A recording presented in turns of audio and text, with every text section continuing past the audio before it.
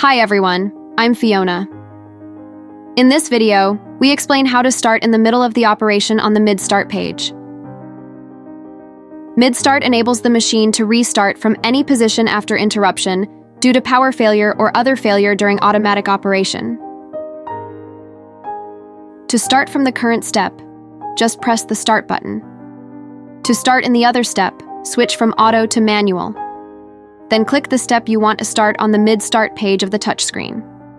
Then switch from manual to auto and press the Start button. If switch from auto to manual, choose to start from the beginning or nothing. After clicking the Start button, the machine will successively back to the mold stop position and start again. For more information about the EPS machine and EPS mold, please contact us by email or mobile phone. We will be happy to answer your questions.